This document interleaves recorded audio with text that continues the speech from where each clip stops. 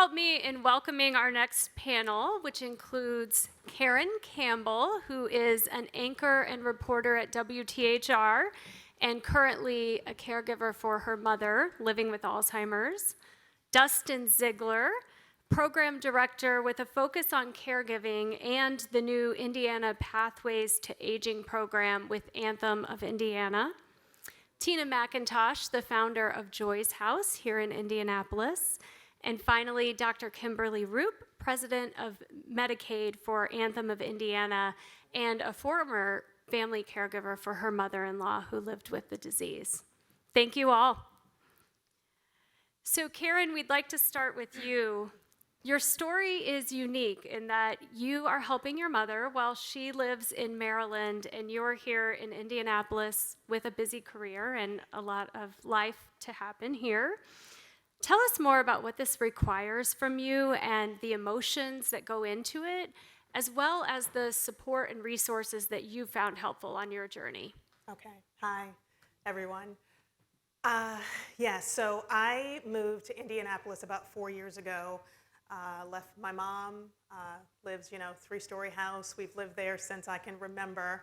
And probably the hardest part leaving was understanding what it would take to take care of her long distance.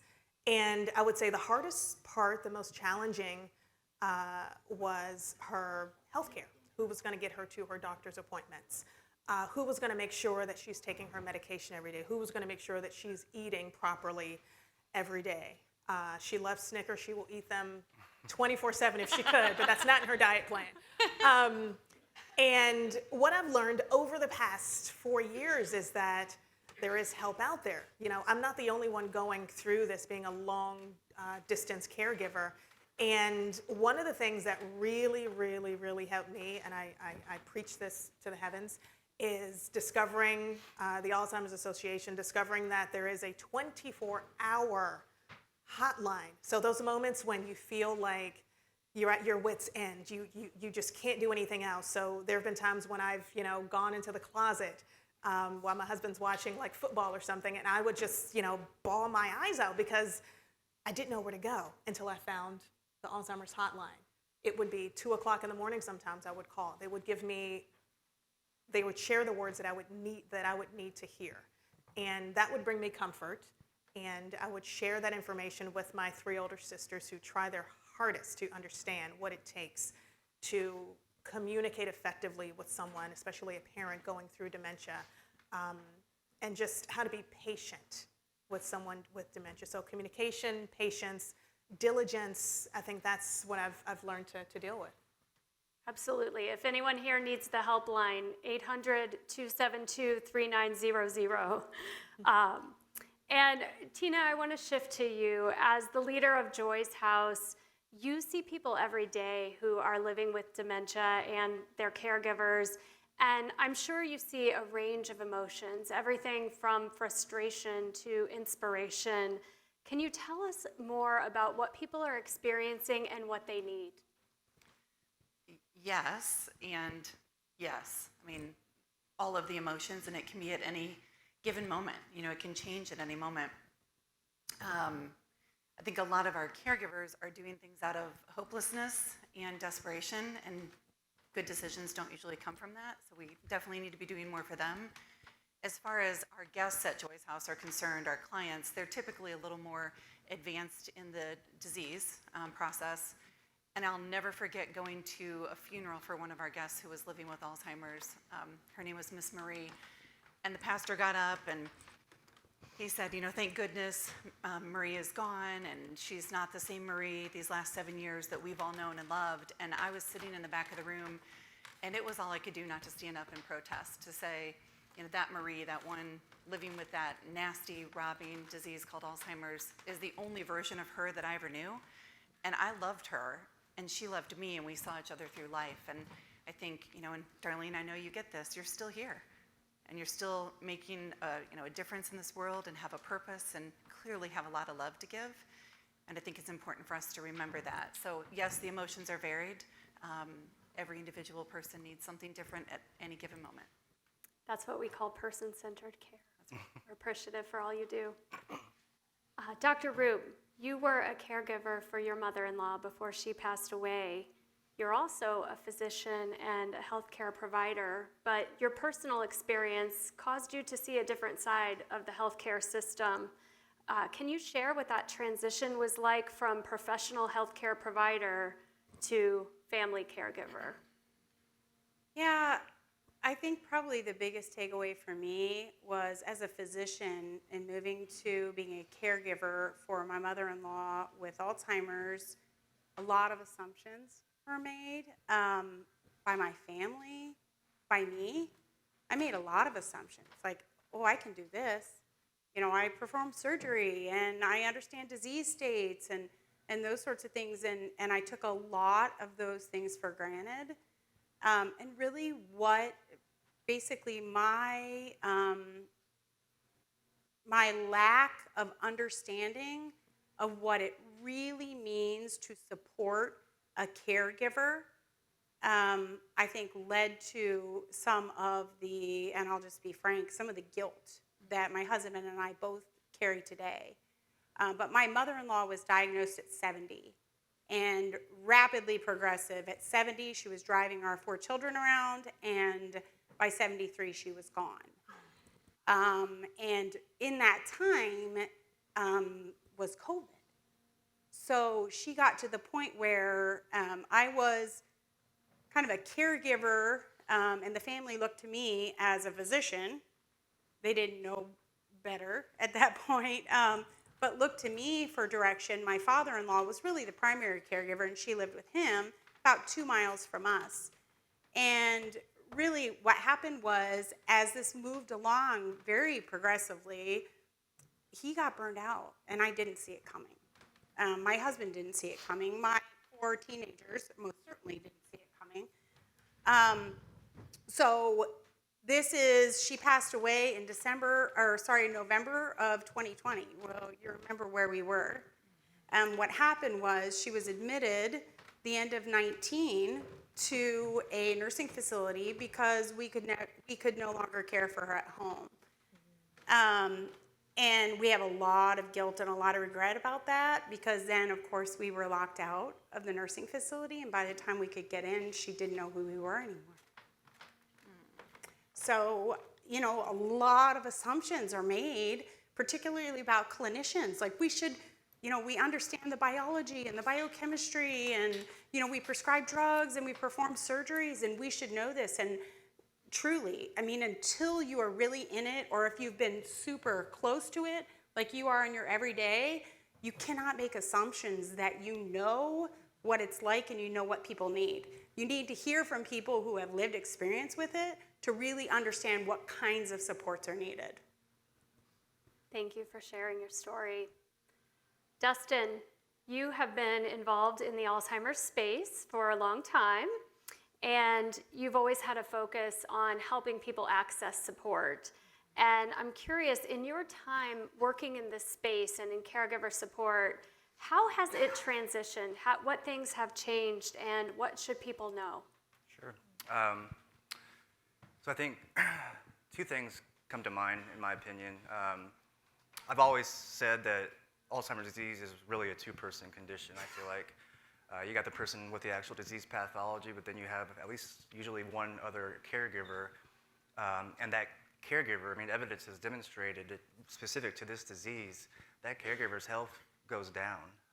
They suffer from their own conditions and their own ailments specific to their caregiving role and the stress and complexity of all that entails. And so I think that that's being recognized a little bit more, that concept that we got to take care of the caregiver along with the person, looking at that dyad approach. I also think kind of similarly, it's being recognized more that how much the caregiver impacts the health outcome of the one that they're caring for. And length of stay in the community, just knowing what the skills and education that they need to do to plan for their loved one and to keep them in optimal health for as long as possible. Really, there's no other person as part of the care team that's more important than the informal caregiver. With that being said, there's a tremendous amount of work that still needs to be done in this realm when it comes to the awareness, when it comes to recognizing these things. I think Anthem is actually positioned really well. One of the reasons why I came to Anthem actually here recently, the Pathways program, is because I see a lot of opportunity for us to really hone in on this and do some new innovative things that address the caregiver. We're putting a tremendous focus on caregiving at Anthem Indiana Pathways program, along with the state of Indiana too. And so we're really looking forward to building that out and seeing how that cascades through the health outcomes of those that we serve. So still a lot of work to be done, but I think a lot of opportunity too. And we'll just keep chipping away at it. Dr. Roop mentions her time as a physician. One of my biggest accomplishments thus far is there's a Dementia Friends Indiana movement, and we were able to integrate that session into IU School of Medicine's first-year medical school curriculum. It's a very, very simple session. It doesn't really get into the disease process and pathology, but what it does do is get you to look at the condition differently and with a different perspective. Knowing that really that diagnosis or just that recognition from the clinician is usually the catalyst for folks getting the help that they need, these extra resources.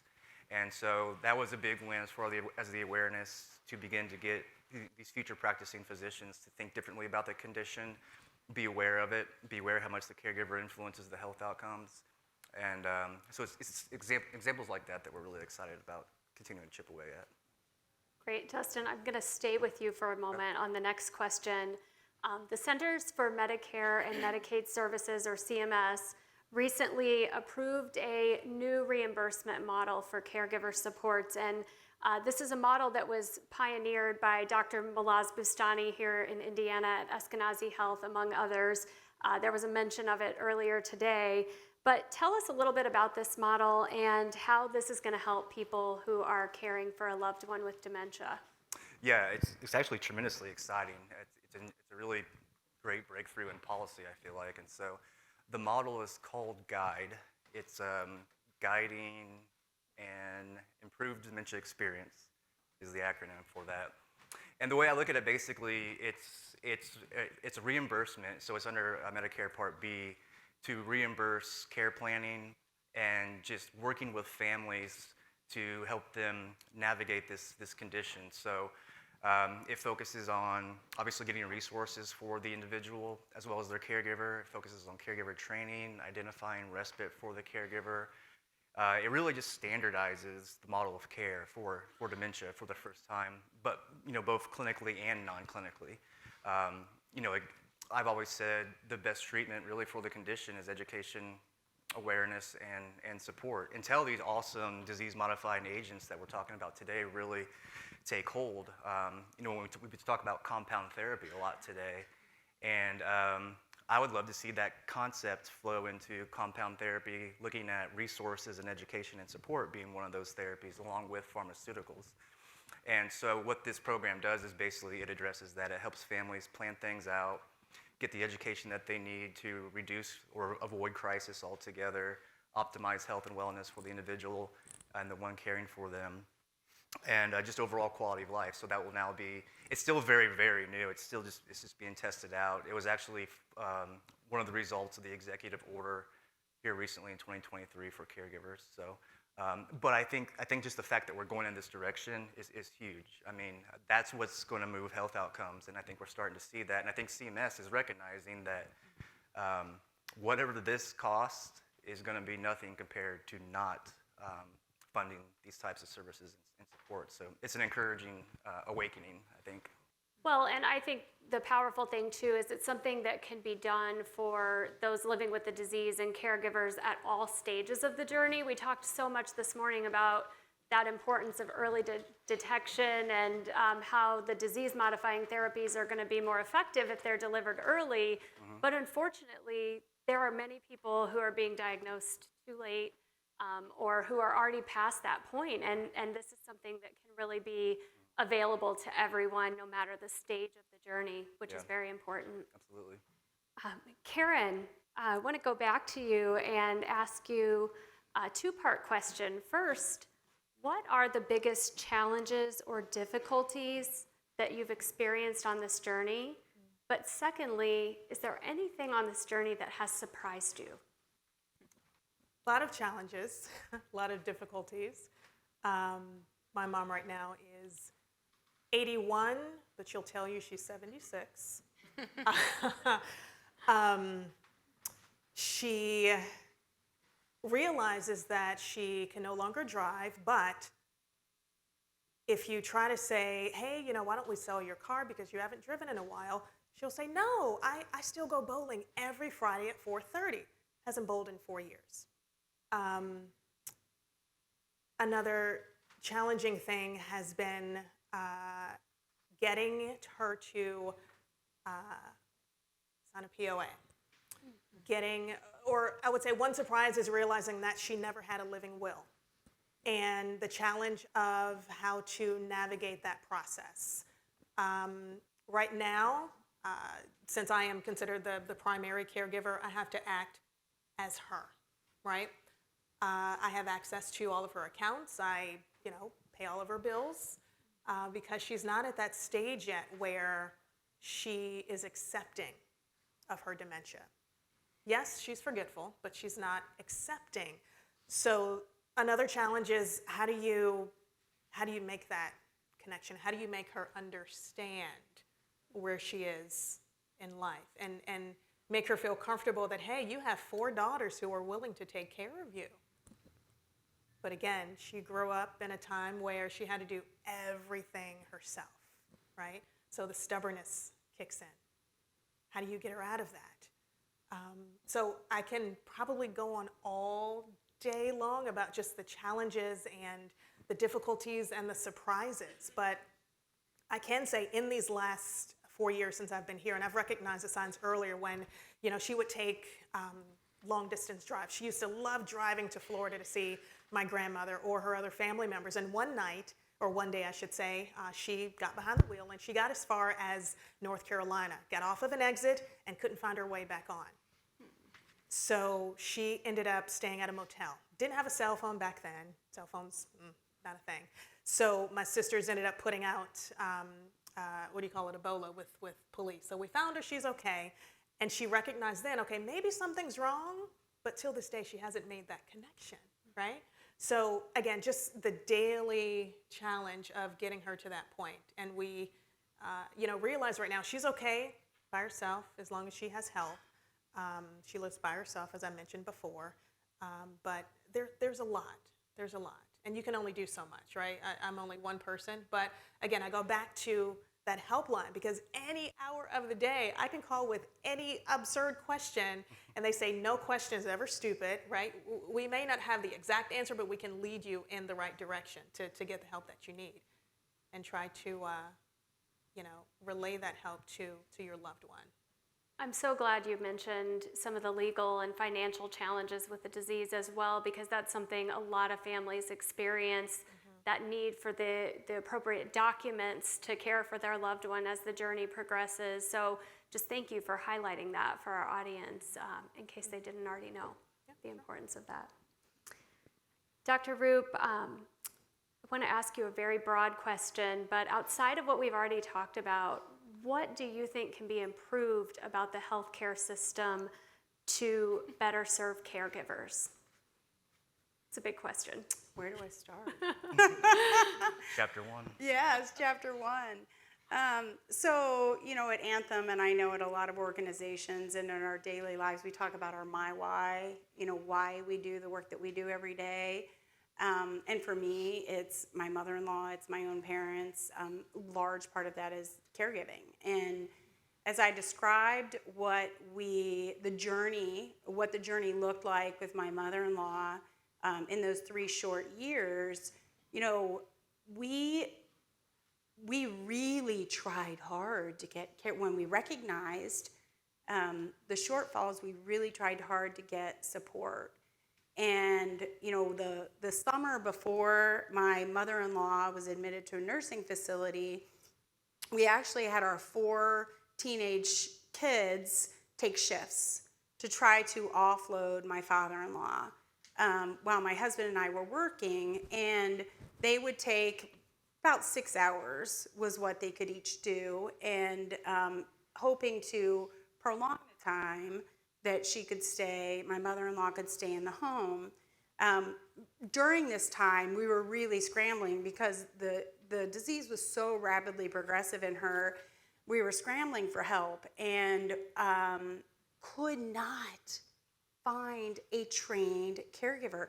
And, you know, we had resources available to put out, to pay cash, but truly couldn't find anybody to pay.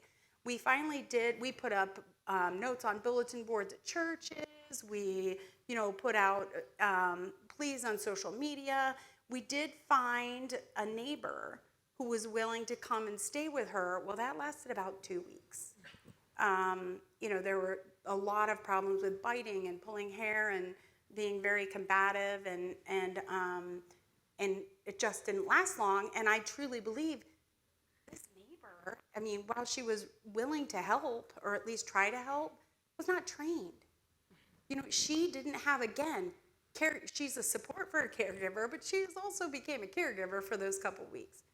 She didn't have the training, the education, didn't have the supports that she needed to be successful in that. So I think in Indiana, I think the right people recognize that, particularly FSSA. So the Pathways program, you know, Dustin, and you've heard about the Pathways program, you know, they're bringing managed care companies like Anthem in to help establish that infrastructure that we need to provide the supports that we need to allow individuals, to allow Hoosiers with dementias and other illnesses that require long-term care, to allow them to choose to age and live where they want to. If it's in the home, then establish that infrastructure and those supports. So I think the right people I'm really pushing for this. The state has laid out, in the Pathways program, has laid out a very robust program. You know, and it's our job at Anthem and the other managed care entities here in the state to implement what they've laid out. And that includes a lot of attention on caregiving, lots of caregiver supports, education, you name it. So again, we've got to lay out the infrastructure so the resources are available, and they're available to everybody who needs them, who chooses to live and age in our communities. Thank you so much for that. One of the things that struck me about your story as I learned it about a year ago now was the role that you and your family had for your teenage children in your mother-in-law's journey. And I think it's just such a great example that, you know, many in our audience might have in their mind what a caregiver is or what a caregiver looks like. But there are young people providing care in their families. There are people who are working some of our most productive segments of the workforce, especially women, are very likely to be providing care throughout this journey. And so I think we have to sort of break down that stigma of what we think a caregiver looks like and make sure that these resources and supports are widely available. And certainly I know from your own story that the role your children played in your journey has had a profound impact on them and the careers that they're pursuing and the work that they continue to do for the cause. So thank you. Oh, absolutely. And before you leave that, I'll tell you, I credit my mother-in-law and my mother because they also participated in caregiving for my mother, but before she passed away. But I'll tell you, they're four of the most compassionate human beings you'll ever meet. And when my mother-in-law was progressing, my son was 14. And a 14-year-old, you know, cleaning the bottom of their grandmother, I mean, it has a profound impact. Yeah. Profound. And it has made them into the kids they are. So. Well, Tina, this is hard. And a lot of times people can feel really hopeless about Alzheimer's disease. I think we see it in the community when we talk to constituents, right? A lot of fear, a lot of hopelessness. But this morning, we talked a lot about reasons to have hope and why we all have hope. With the introduction of new interventions, new caregiver interventions, new treatments, are you seeing a difference in how people and families are facing Alzheimer's? So you're not going to like the first part of my answer. No. I don't think that they're feeling it yet. They have maybe hope for the future, but kind of, Darlene, sorry, you're right here, I see you. Like you said when you were sitting here, that you're not sure in your lifetime what you will see for a cure or what you will see for advancement. Our families that we run across feel the same. And the Central Indiana State of Aging report came out. We have almost 1 million family caregivers in the state of Indiana with an economic value, because they're not paid, of up to, let's see, I have my notes here, $11 million in the state of Indiana alone. And unfortunately, these same people that filled out this survey, 30% of them said in the last month they've thought about suicide. These are the caregivers. This tells you the financial, emotional, physical stress that these caregivers have. I mean, it broke my heart to see that statistic. Now, as far as what we can do, you sit here and hear these three beautiful individuals talking about the things that they are doing, or the stigma they're helping people overcome, the plans that they have for implementing the things that the state knows that we need to be doing. I can tell you from my own little tiny Joy's House corner of the world, we have a radio show called Caregiver Crossing every Sunday morning, WIBC and on the Light on AM. We have thousands of caregivers listening every single weekend. And when I meet these people, and I just assume when I meet them, like, oh, you listen, that's great. Can I ask who you're caring for? And some of them say, I'm caring for my, insert loved one. Some of them say, I'm not yet, but I know I will be. And then others tell me they're in the profession. So, not to be crass, but how desperate do you have to be for community and education that you're logging into our little radio show every Sunday morning for this community and that help? People need it.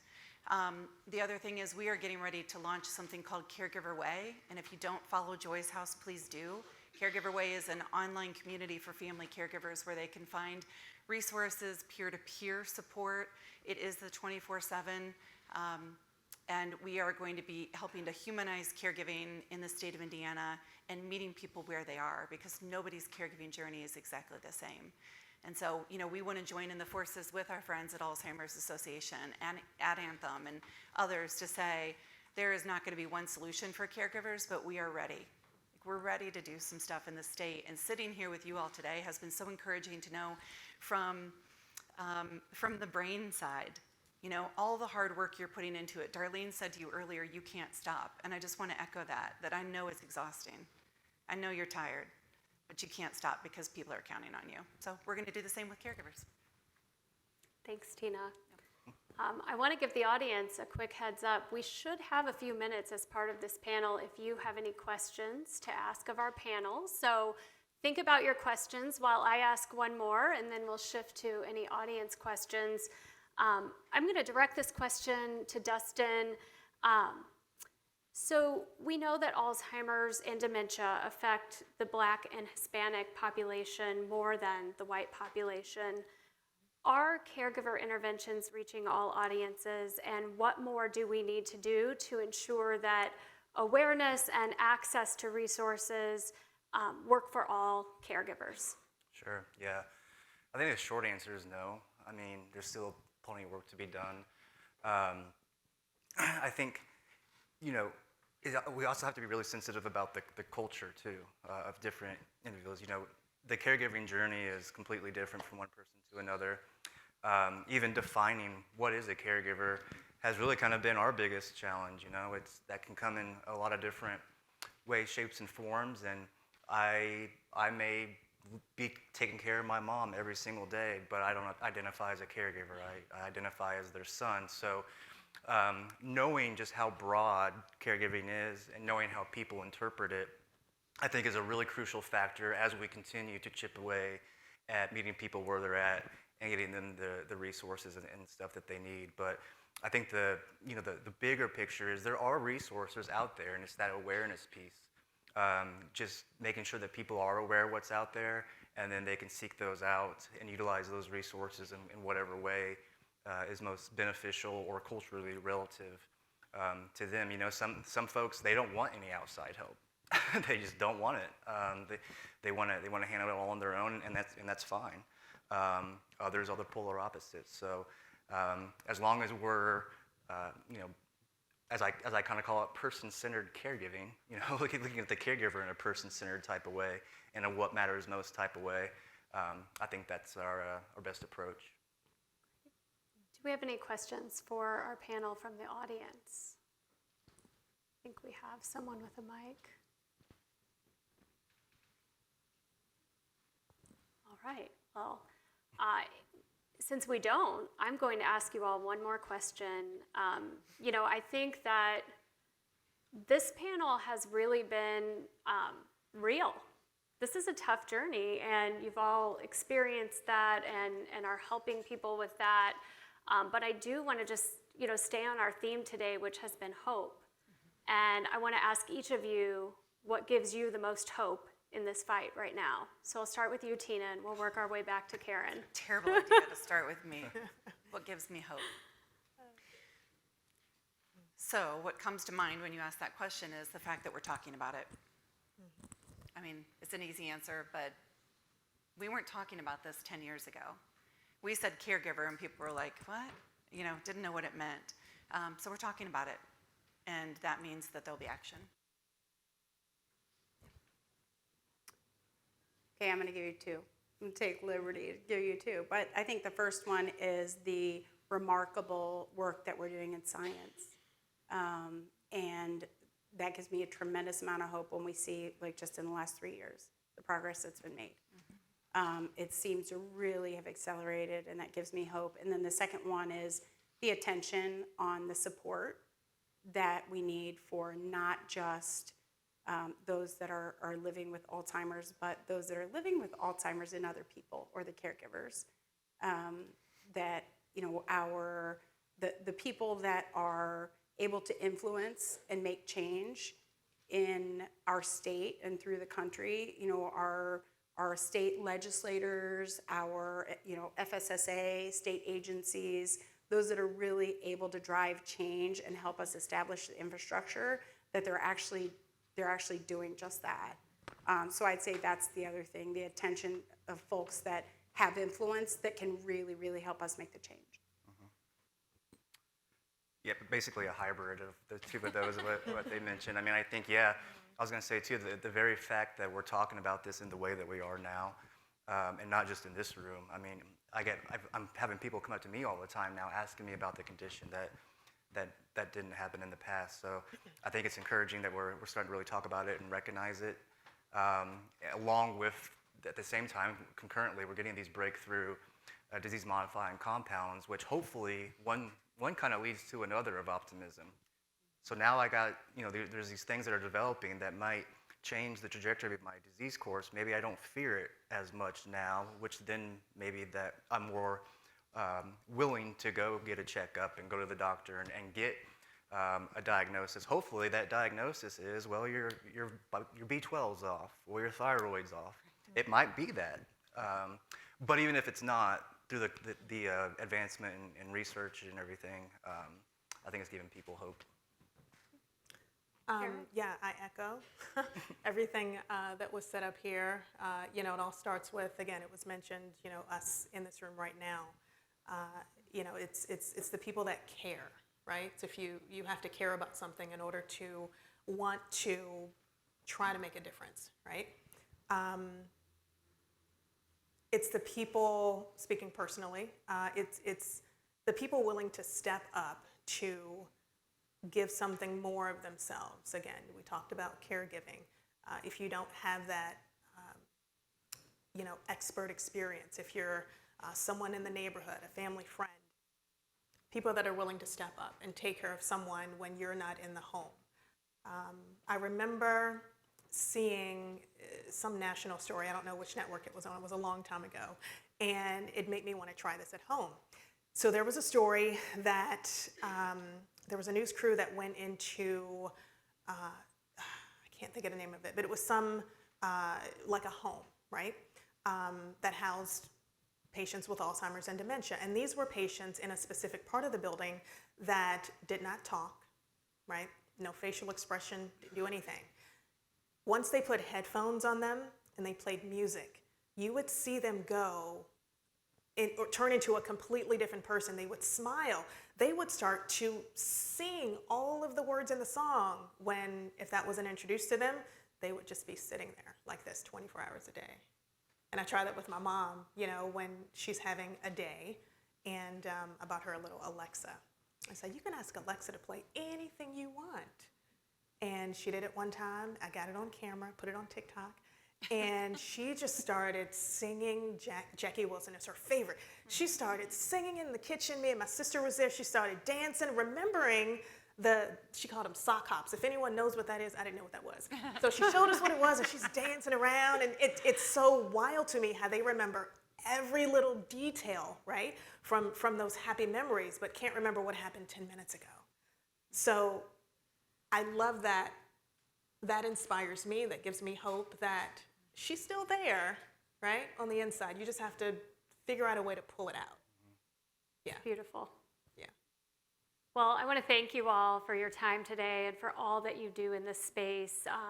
Tina and Dustin, you've been working on this for so long, and you're two dear friends of mine. And Dr. Roop and Karen, just thank you for your courage and sharing your own personal journeys and stories with us. I know for the scientists in the room, that's part of what keeps us going in the research space too, is to hear these stories and know how the scientific advancements are impacting people and families. So thank you all.